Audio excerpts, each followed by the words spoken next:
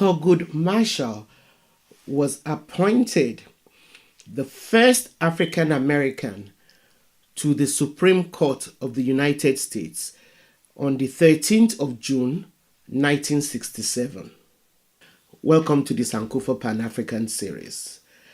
Have you subscribed to this channel yet? Please do so if you have not already done so. And don't forget to turn on your notification buttons. Also, please continue to support us through Patreon or by buying me coffee. Our legend today, Thurgood Marshall, lawyer, civil rights activist, and the first African American member of the U.S. Supreme Court. Thurgood Marshall was born in Baltimore, Maryland on July 2nd, 1908. His father, William Canfield Marshall, worked as a railroad porter while his mother, Norma Arica Williams, was a teacher. Marshall developed interest in debating and law when his father took him and his brother to watch court cases. Their father also encouraged them to debate what they had seen and current events. Marshall credits his dad for teaching him how to argue by challenging his logic on every point and by making him prove every statement he made. Thurgood Marshall attended Frederick Douglass High School in Baltimore, from where he graduated a year early in 1925 and placed in the top third of the class. He then attended Lincoln University, a historically black university in Pennsylvania. He graduated with honors from Lincoln University in 1930. After being rejected by the University of Maryland Law School because he was not white, Marshall attended Howard University Law School.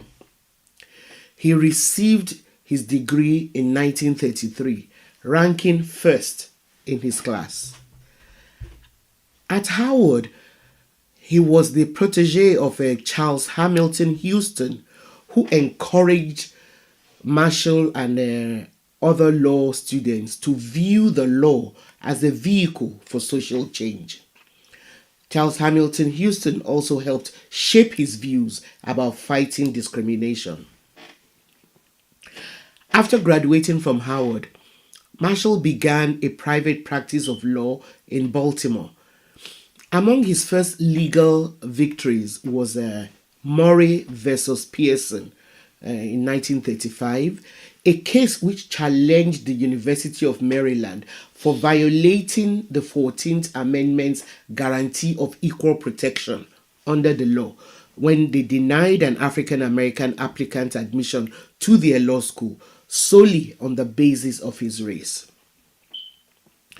In 1936, Marshall became a staff lawyer of the National Association for the Advancement of Colored People, NAACP. In 1938, he became the lead chair in the legal office of the NAACP, and 2 years later, he was named chief of the NAACP Legal Defense and Education Fund. Throughout the 1940s and 50s, Marshall distinguished himself as one of the country's top lawyers, winning 29 out of 32 cases that he argued before the Supreme Court. Among them were Smith versus Allwright in 1944, in which the court declared unconstitutional a southern state's exclusion of African American voters from primary elections. Another notable victory was Shirley versus Kramer in 1948, in which he challenged the state's judicial enforcement of racial restrictive covenants in housing. He also argued and won Sweat versus Painter and McLaurin versus Oklahoma State Regents, both of which were decided in 1950 on the separate but equal facilities for African American professionals and graduate students in state universities. However, it was Marshall's victory before the Supreme Court in Brown versus Board of Education of Topeka that established his reputation as a formidable and creative legal luminary and an advocate for social change. Today, students of constitutional law still study the arguments of the case and the ultimate decision of the court from both a legal and political perspective. Legally, Marshall argued that segregation in public education produced unequal schools for African Americans and whites. And this was a key element in the strategy to have the court overrule the separate but equal doctrine, which had been established in Plessy versus Ferguson in 1896.